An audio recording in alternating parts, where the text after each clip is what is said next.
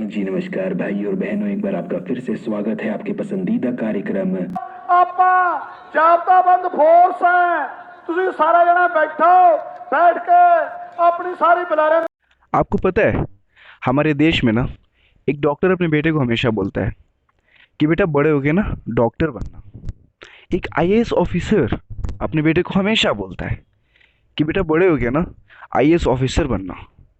एक पॉलिटिशियन अपने बेटे को हमेशा बोलता है कि बेटा बड़े हो गए ना पॉलिटिशियन बनना। पर एक किसान ना अपने बेटे को पता है क्या बोलता है कि बेटा कुछ पढ़ लिख लो और कुछ भी कर लेना, पर किसान मत बनना। पता है इसके पीछे रीजन क्या है?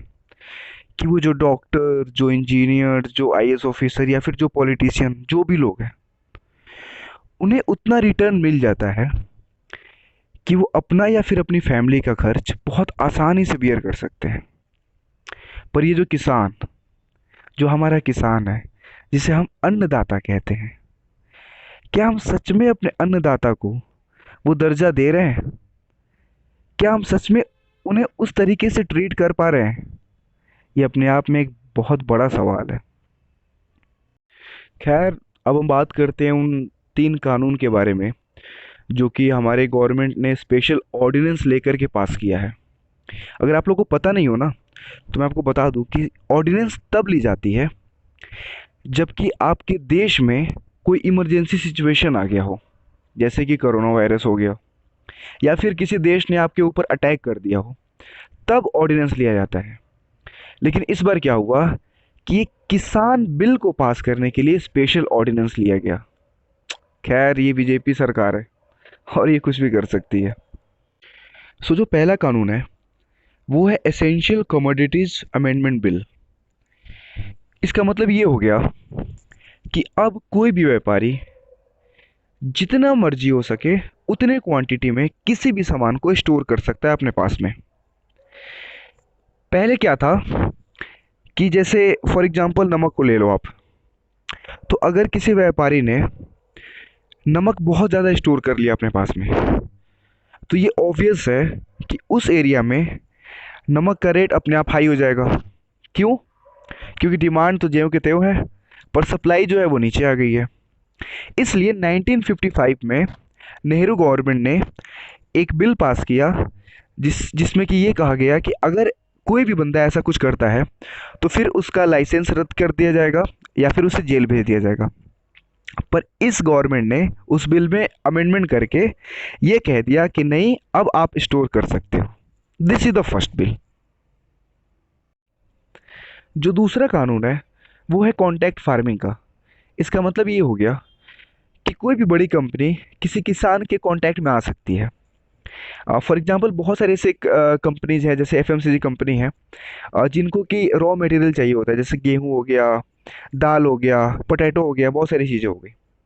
तो वो एक किसान के साथ कॉन्टैक्ट में आ सकती हैं और ये कह सकती हैं कि देखो यार, जो भी आप 4 महीने 6 महीने के बाद जो भी अपना प्रोडक्ट प्रोड्यूस करने वाले हो, उसका हम आज ही एक रेट फिक्स कर लेते हैं।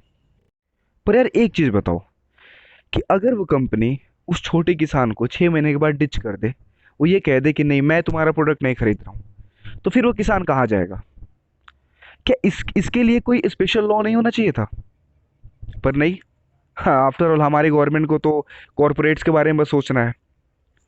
तो जो तीसरा कानून है वो है वन नेशन वन मार्केट का। इसका मतलब ये हुआ कि किसी भी स्टेट का कोई भी किसान किसी दूसरे स्टेट में जाके अपना प्रोडक्ट बेच सकता है। ठीक है जी। तो एक एनएसएसओ करके एक गवर्नमेंट एजेंसी है जो कि अनएम्प्लॉयमेंट वगैरह के बारे में भी सर्वे करते रहती है, जिससे कि अपना ये मोदी सरकार ख़त्म करने पे तुला हुआ है। इन लोगों ने एक डेटा दिया कि पूरे इंडिया का बस 6% किसान ही मंडियों में जाके अपना प्रोडक्ट बेचता है, बाकी सब बाहर ही बेचते हैं। तो इसमें कुछ नया नहीं है। इसमें नया ये है कि इस गवर्नमेंट ने ये कह दिया कि जो भी किसान मंडी के बाहर आके अपना प्रोडक्ट बेचेगा उससे हम टैक्स नहीं लेंगे। अब क्या होगा कि इस किसान को ये लगेगा कि यार मंडियों में तो हमें टैक्स देना पड़ रहा है, पर बाहर में हमें टैक्स नहीं देना पड़ेगा, तो चल के बाहर ही बेच दो। इससे दिक्कत क्या होगी कि धीरे धीरे मंडियाँ ख़त्म हो जाएंगी, है ना। और मंडी ख़त्म मतलब कि एमएसपी ख़त्म। एमएसपी मतलब हो गया मिनिमम सपोर्ट प्राइस आप कह लो, या फिर मिनिमम सेलिंग प्राइस, जो कि मंडी में कम से कम ये अश्योरेंस रहता था कि इस प्राइस से नीचे तो आप किसान से उसका प्रोडक्ट खरीद ही नहीं सकते। लेकिन धीरे धीरे जैसे ही मंडी खत्म होंगी, है ना, ये कॉरपोरेट्स क्या करेंगे कि अपने मन चाहे रेट्स पे किसान से उनसे उनका प्रोडक्ट खरीदेंगे। तो ये सारी दिक्कतें हैं जो कि किसानों को उस टाइम पे फेस करना पड़ सकता है, और इसके वजह से ये प्रोटेस्ट चल रहा है बहुत जोरों शोरों से। सो बेसिकली ये हैं वो तीनों कानून जिसको कि मैंने बहुत ही सिंपल लैंग्वेज में आप लोगों को समझाने की कोशिश करी है। अब मेरा ओपिनियन कि इसमें एक्चुअल में होना क्या चाहिए था।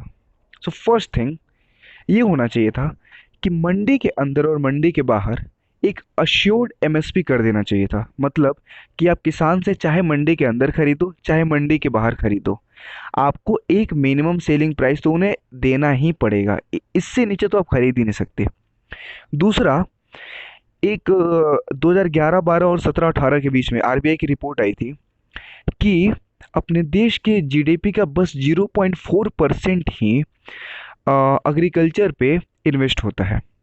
आप समझो यार कि एक देश का 50% पॉपुलेशन, मतलब करीब 60-70 करोड़ पॉपुलेशन अगर एग्रीकल्चर पे डिपेंड है और उस देश का बस 0.4% जीडीपी ही उस पर खर्च हो रहा है, तो फिर कितनी दिक्कतों का सामना करना पड़ सकता है आगे।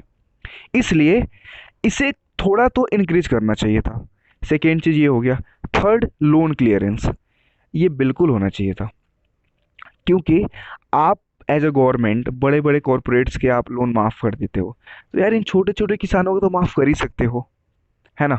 एंड ऑफ दिस वीडियो मैं आप लोग से एक चीज़ रिक्वेस्ट करना चाहूँगा कि आप लोग भी अपना अपना ओपिनियन ज़रूर शेयर करो कमेंट सेक्शन में कि आप लोग क्या सोचते हो इस नए फार्म लॉ को लेके।